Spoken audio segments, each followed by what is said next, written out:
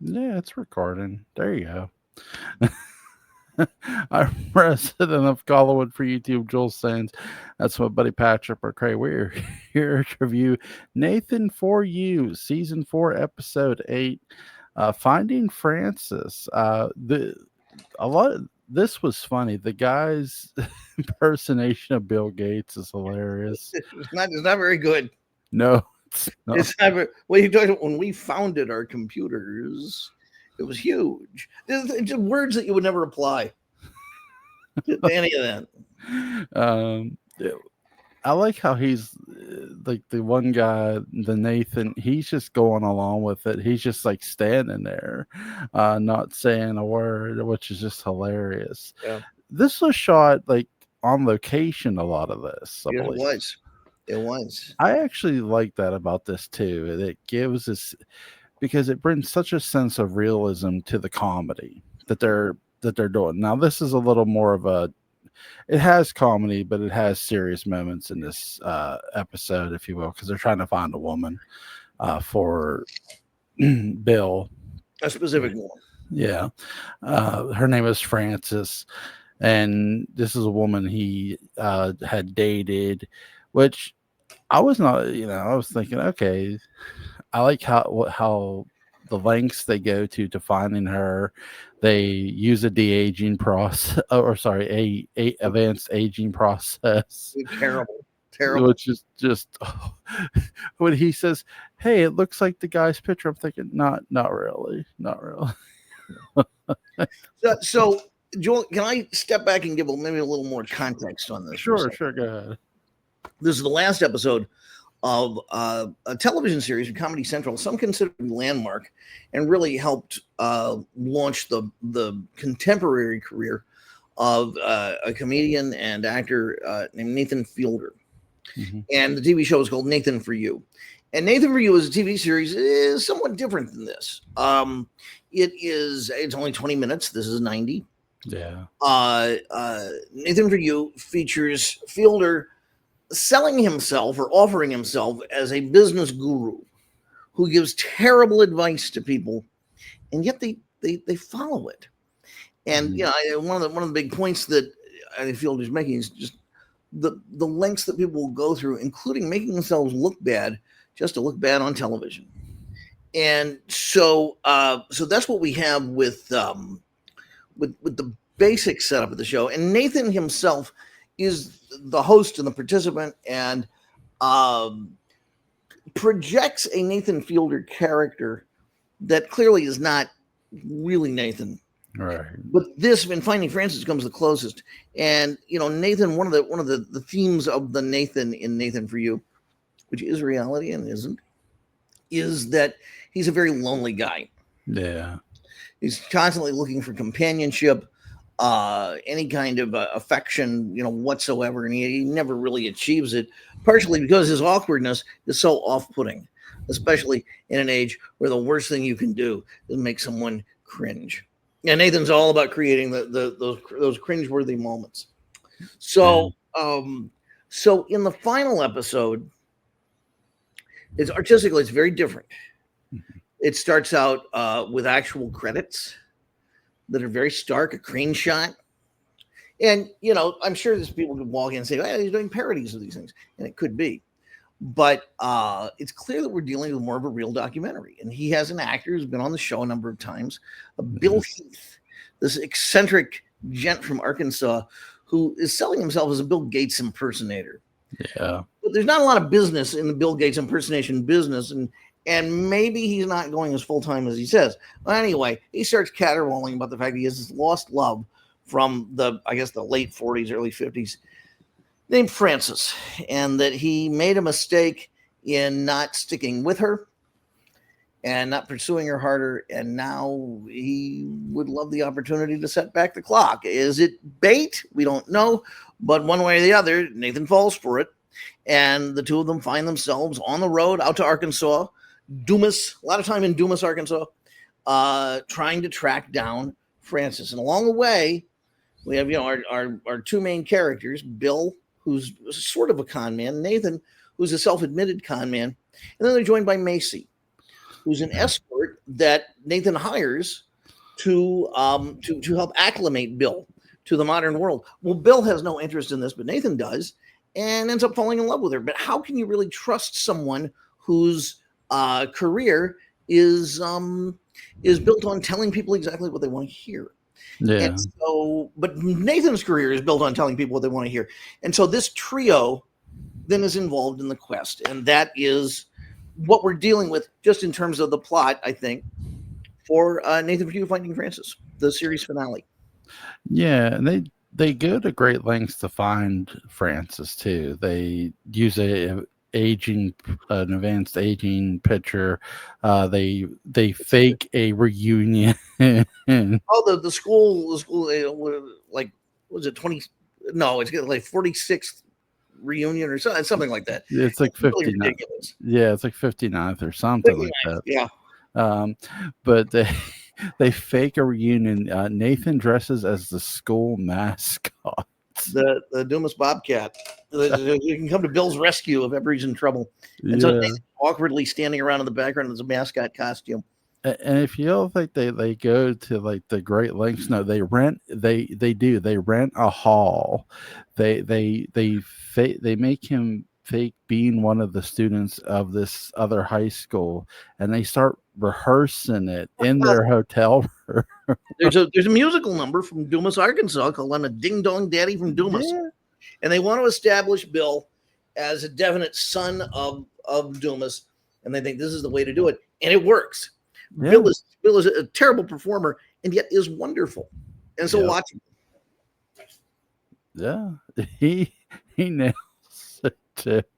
And then he's asking questions about Frances afterward, where she's at, and all that. Um, He keeps offering when he's at the reunion. He keeps offering all of his credentials as if he just keeps saying them, what years he was involved in what activities, like the yearbook he's memorized. People will believe him, and they do, they do, yeah. Like, or they choose not to mention it if they don't. uh, and they all believe that. Yeah, they all believe him. I mean, they fall for it, which is just crazy. You're right. Nathan hires an escort. I like the one guy who, though it wasn't the right Francis, came forward. Oh, that's my great grandmother or something like that. Yeah, Because I thought, man, you sort of wonder if like there's going to be a mistaken identity thing, and it sort of kind of was with it. No, she's like, no, I'm not that Francis. I'm yeah. this Francis. Um, but they end up finding the Francis he's looking for. They actually do go to Bill's family's home. I think his sister, I believe, Yeah, they or stayed there for a while. yeah. And I love how they actually pull out a family album, like old photos of Bill, how young he used to Mhm. look and stuff. Because that's not something I was expecting with this. When you first watched this, were you? Not at all. And I was touched by everything. It was clear this is a real story. This is not just some weird, put on. Although Yeah, it's about people who do put ons. And yeah, Bill, at certain times, maybe is a psychopath. We don't know. We don't know. He has a few line readings that are chilling. Uh, but this came across my desk.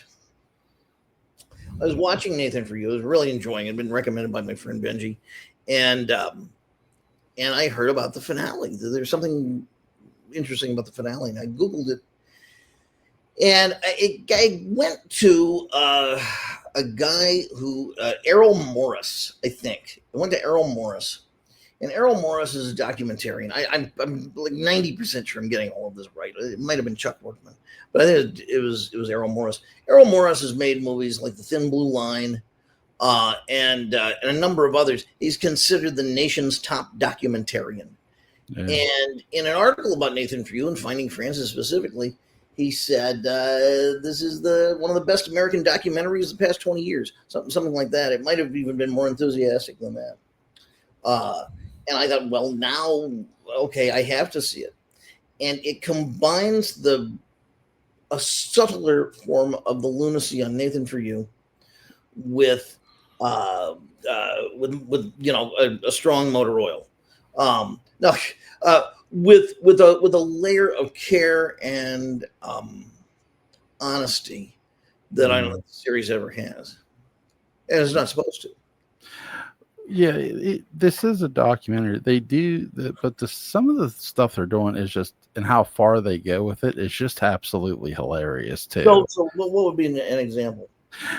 Well, I've talked about the reunion, but another part of this, and it's funny, but it's like you get why they're doing it. It's like they're putting posters up on all of the advanced aged woman. Oh yeah, Um, they fake filming a movie, Mud 2, to yeah, get to get never clean. to get access to the school records, which is just And so they hilarious. find an actor from Mud Clean, or Yep. from Mud, but he's an actor. I think he's crossing the street in the distant background at one point. But Yeah. that becomes their anchor between the two films, keeping it contiguous in the Mud cinematic universe. Yeah, they make him the lead. It's just And like, he's a nice guy. That's the beauty of it. He's a nice guy. Nathan, who's really into the idea of rehearsing for mhm, stressful situations. He has a whole series on HBO in its second season now called The Rehearsal that's mind blowing. mhm, And so this is where you see that rehearsing instinct starting. And one of the things that he does is he hires an actress named June, a real actress in LA, mhm. to be Francis. Yep. And Bill, so Bill can role play. And then they bring in the mud guy as her husband because Bill starts getting too amorous, a little too grabby. Yeah. And what's interesting, and it's one of the beautiful moments, is that after seeing Bill do this again and again and again, Nathan stops him and he says, "Okay, let's reverse roles. I want you to be Francis." And it is through role play and it's through theater, of all Yeah. things, Yeah. that he's able to stop and gain, I think, some legitimate empathy for what he put her through, and he put her through a lot. Yeah. Yeah. Yeah, because according to Bill, his mother did not want him to marry her, but he actually did date other women while he was seeing Really? her. That's something you learn about it. In letters, actually, they had found letters to from Francis to Bill, Okay. which that was really surprising too. Which you know, um, I I just think from a film standpoint, from documentary standpoint, it was really well done. Nathan, the guy Nathan, I mean, he did a hell of it. He's very meticulous, um, Really? very dedicated. He had an A24 horror miniseries, I think called The Curse. Really? It was on HBO Max or something like that with who's it? Emma Stone as his wife, and he just does straight acting there. He also can be seen in a movie I think you would like a lot called The Disaster Artist with James Yeah. Franco, about the guy who made a movie called The Room, and he appears in that as well. uh, what's some of your favorite moments from this documentary? There's so many. Um, uh, uh, Not being able to read Macy, Yeah.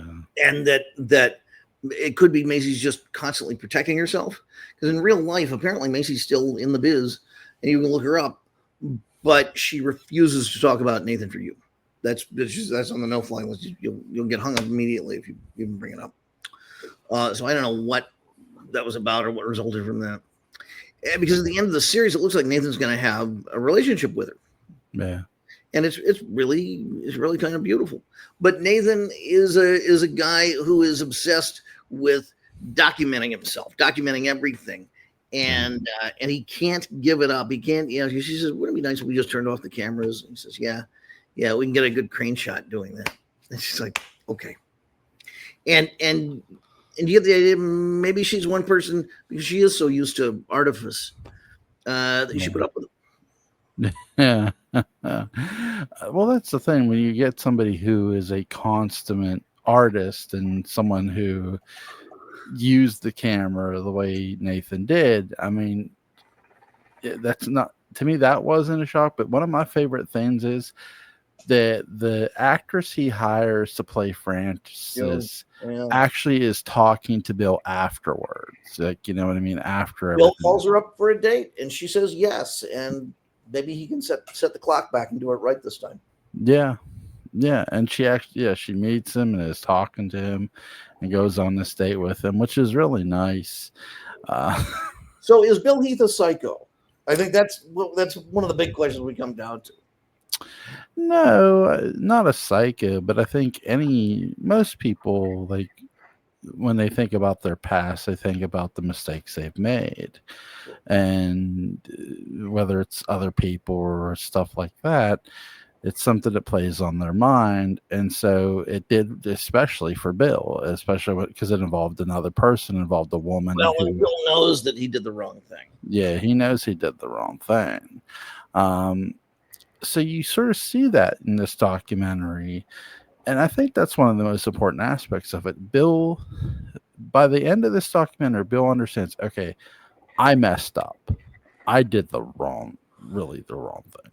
If he was a psychopath, he would not have learned that. No, I would, and I think that you're right. That answers the question. Yeah. Yeah. He calls her.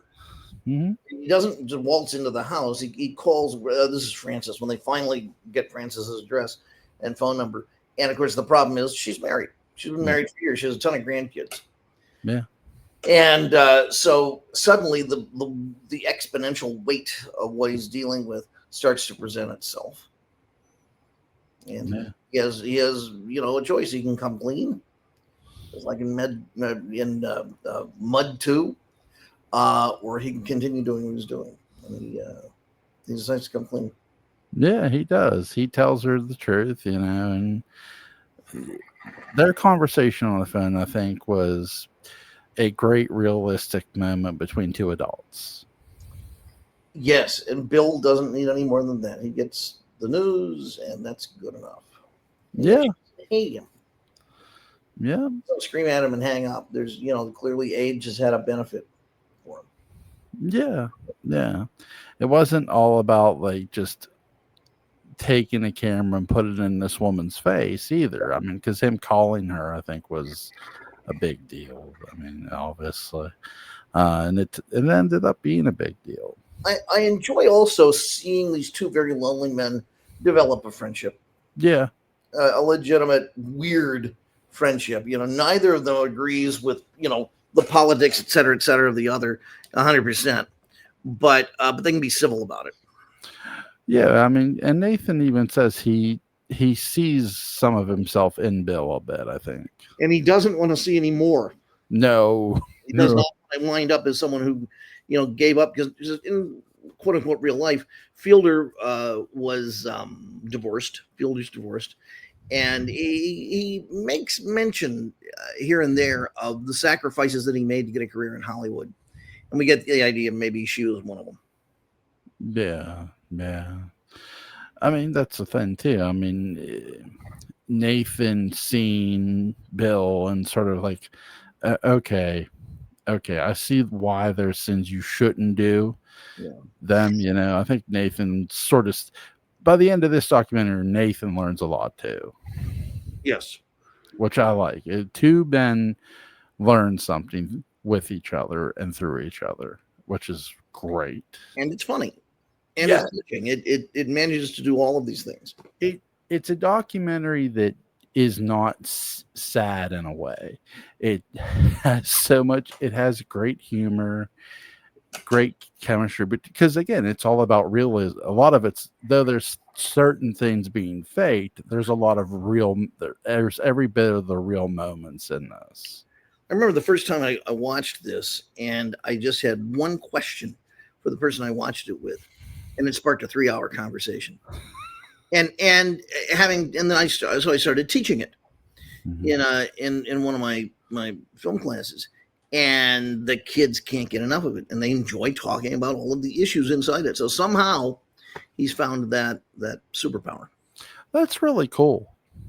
That's really cool. The fact that you're teaching this in a class and people are learning, because it is something you can learn a lot from. I think so. this documentary here. And I recommend to you, if you haven't seen the regular Nathan For You TV series, it's really funny. And sometimes he was able to fool the news, such as when he was trying to compete with a Starbucks to help this dying coffee business. And he comes up with doing a parody of Starbucks that would look as much like Starbucks as possible, called Dumb Starbucks. And Dumb Starbucks made the news from coast to coast. They didn't quite associate him with the TV series yet. He couldn't get away with that now. Yeah. Yeah. No, you cannot. No. That's just. Well, here we are. That is just funny. Is there anything you want to add before we go? It's a series well worth seeing, and it may be one of the best series finales I think ever made. Yeah. It stands as its own documentary. I mean, that alone is something amazing. Yeah. For Parick McCray, I'm Joel Sains. This has been a lot of fun discussing this documentary.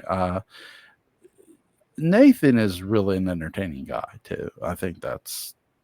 And if you like him, you can go to HBO and watch the brand new season. Well, brand new by a few months of the rehearsal. The TV series, The Rehearsal. He has so much like combination. Like he reminds me a bit of Norm Macdonald a bit. Yeah, really a whole deadpan. Yeah. But there's going to be links to Parick McCray's Dark Shadows Daybook Abound in the description box. I am Joel Sains, resident of Colwood. You guys have a safe night. Thank you. Thank you.